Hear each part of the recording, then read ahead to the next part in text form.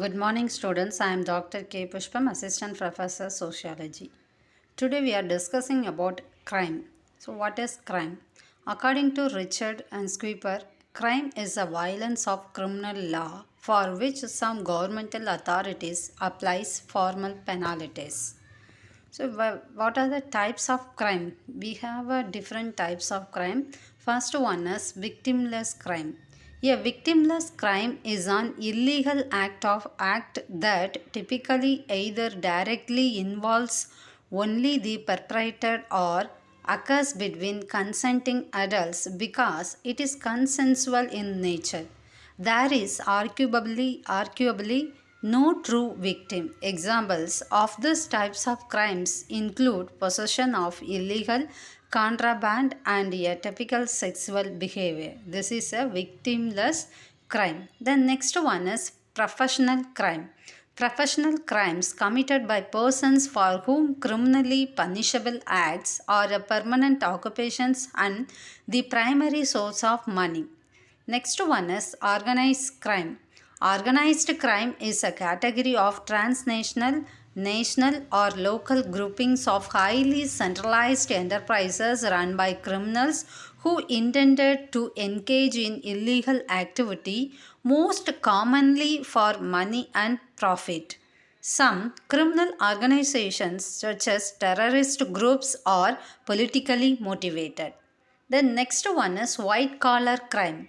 White collar crime refers to financially motivated non-violent crime committed by business and government professionals. Within criminology, it was first defined sociologist Edwin Sutherland in 1939 as a crime committed by a person of respectability and high social status in the courses of his occupation. The next one is corporate crime.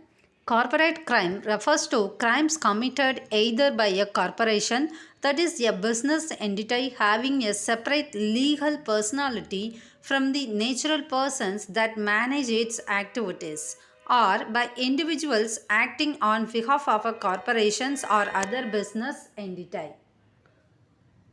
So, other business entity. Next one is cipher crime. Cipher crime Cipher. Next one is cipher crime.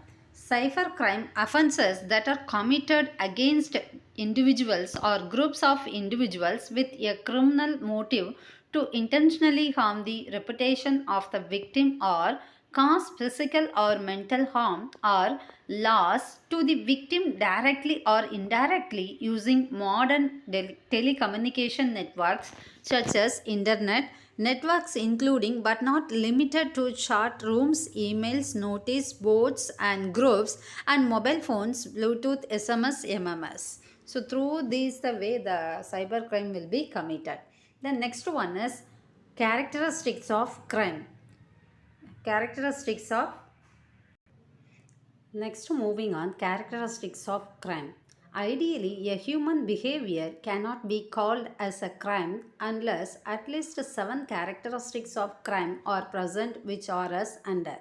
One is harm should have been caused, mere intention is not enough. The harm must be legally forbidden. Antisocial behavior is not crime unless prohibited by law. There must be conduct which brings harmful results.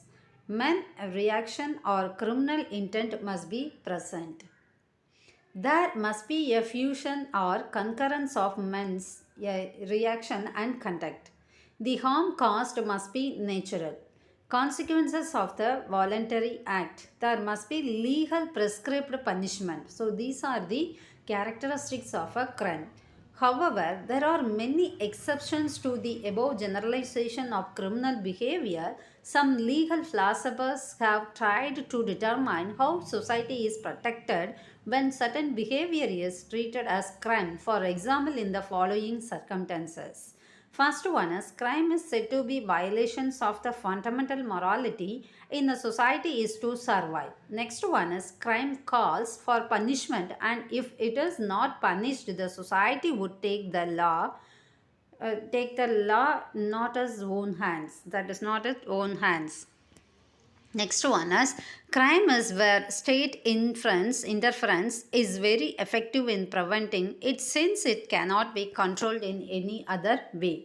According to Stephen, it is an act which is both forbidden by law and inciting the moral sentiments of the society.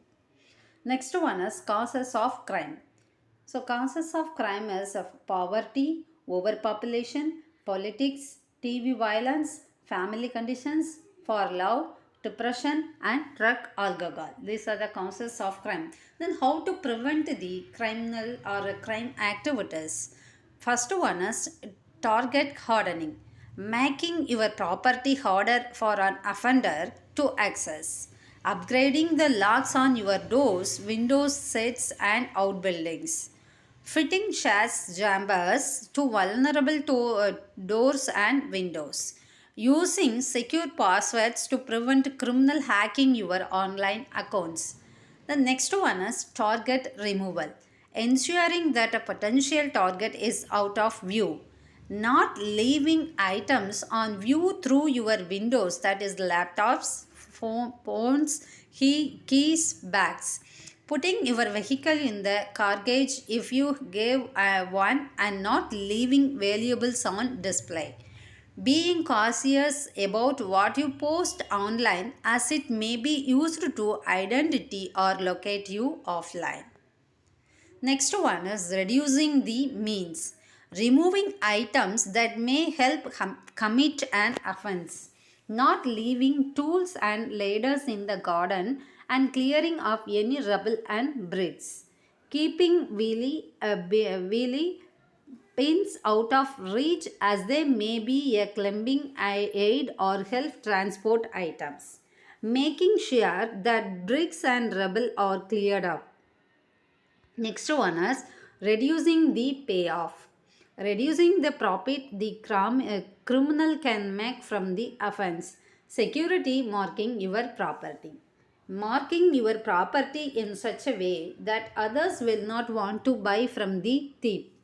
Not buying property you believe or suspect to be stolen. Next one is access control. Looking at measures that will control access to a location, a person, or object. Locking your doors and windows to both your house and your vehicle. Ensuring that fencing, hedges, walls, and other boundary treatments are in good state of repair.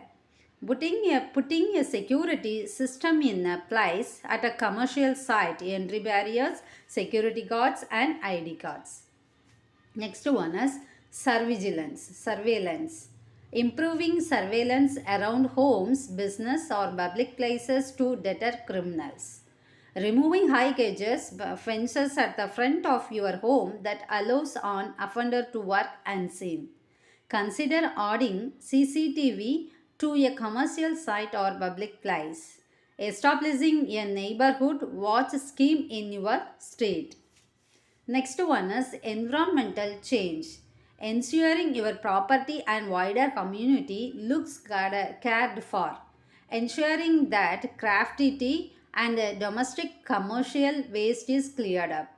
Reporting issues with fly tipping or broken street lights to the relevant authority. Working with the police and local authority to close a footpath. Next one is rule setting. Changing our habits by setting rules and positioning signage and in appropriate locations. Introducing a rule that the last persons entering leaving should lock the door and remove the keys. Informing visitors to commercial sites that they must report to reception on arrival. Informing users that a particular site is closed between certain times and should not be accessed. Next one is increase the chances of being caught. Increasing the likelihood that an offender will be caught to prevent crime occurring. Making use of dusk to dawn security lighting is in place and in working order. Using good quality CCTV and or alarm systems, especially on commercial sites and public places. upgrading security to delay on offender, meaning they have to spend more time to gain access. Next one is deflecting offenders. Deferring an offender and deflecting their intention, using timer switches to make our homes look occupied if vacant after the hours of darkness. Running youth diversionary schemes with partner agencies. Referring offenders to drug rehabilitation programs. So these are all the prevention of criminal activities. So these are the ways we are following in systematically and productively. We are definitely prohibit and prevent the crime and criminal activities from the other fellows in our society. Okay, thank you.